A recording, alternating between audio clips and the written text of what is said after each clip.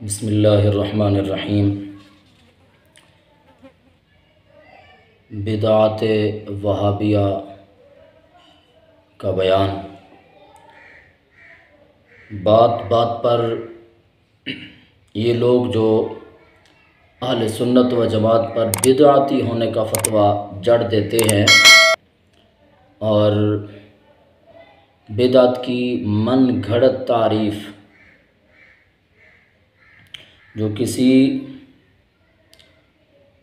मुसल्लमा किताब से साबित नहीं है वो करके और बात बात पर बिदअत का फतवा लगा देते हैं। तो इस लिहाज से ये ख़ुद भी कई बिदअत का ईजाद कर चुके हैं और उस पर अमल पैरा भी हैं और इस लिहाज से ये ख़ुद बिदअती करार पाते हैं। इस घर को आग लग गई घर के चिराग से। अल्लामा इकबाल ने कहा कि दिल के फफोले जल उठे सीने के दाग से, इस घर को आग लग गई घर के चिराग से। जाहिर सी बात है कि जब इस तरह के अपनी तरफ से कोई उसूल वज़ा किए जाएंगे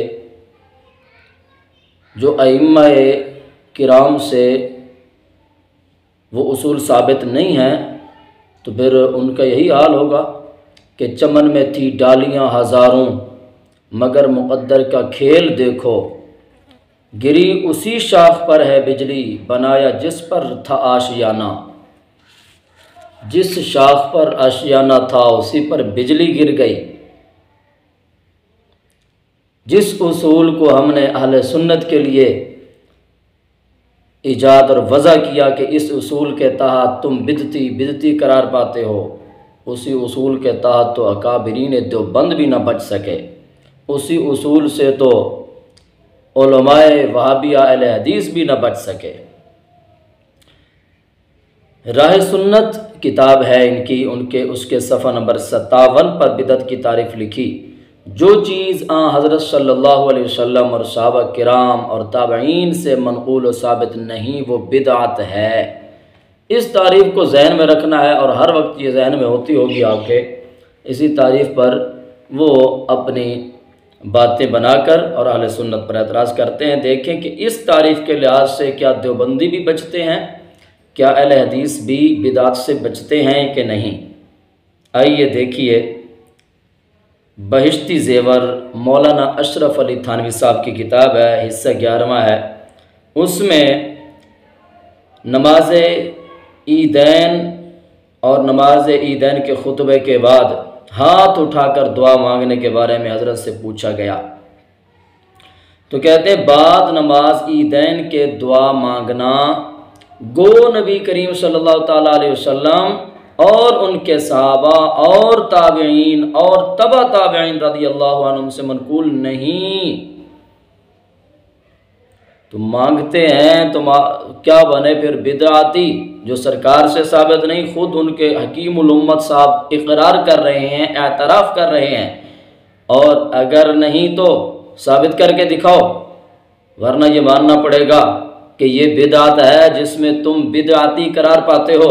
आगे चप्पर क्या लगाते हैं इस पर अकीदे के लिहाज से, कहते हैं मगर चूंकि हर नमाज के बाद दुआ मांगना मसनून है, हर नमाज के बाद दुआ मांगना मसनून है, इसलिए बाद नमाज ईदैन भी दुआ मांगना मसनून होगा।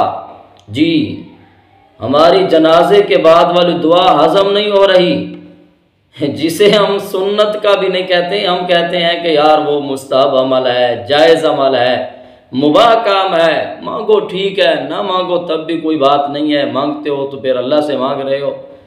और दलाइल भी देते हैं, हदीसें भी पेश करते हैं, सहाबा के उस पर जो है वो अफ़आल भी पेश करते हैं, अक़वाल भी पेश करते हैं, अमल पेश करते हैं हम।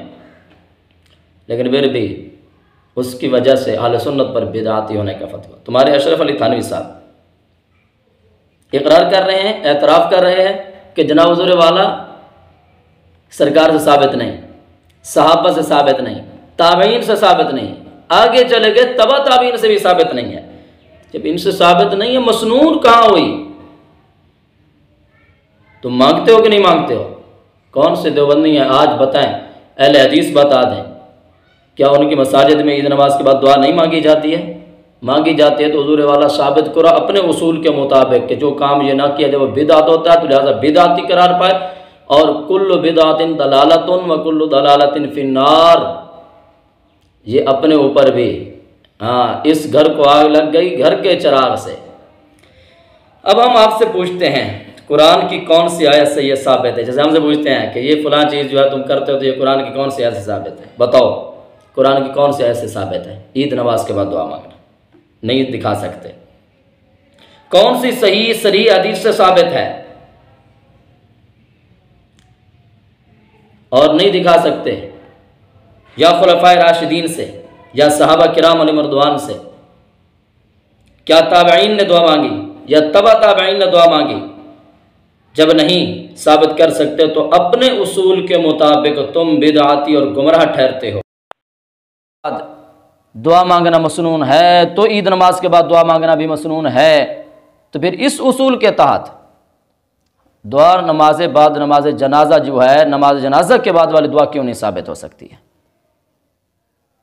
बहर कैफ हमारा ये दावा साबित हो गया कि तुम जो चीज़ अपने उसूल के मुताबिक तुम वज़ा कर चुके हो बिदअत की तारीफ़, उसी बिदअत के मुताबिक तुम गुमराह भी ठहरते हो, तुम बिदअती भी ठहरते हो।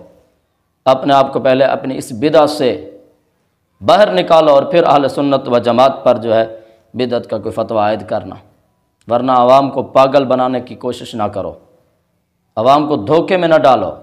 ईद नमाज के बाद तो तुम पर कोई एतराज़ नहीं करता, ना तुम्हारे उलमा ना तुम्हारे जो है अवामुन्नास, सब जो है दुआ मांग रहे होते हैं। जनाजे के बाद दुआ मांगने के लिए आपको तकलीफ़ हो जाती है।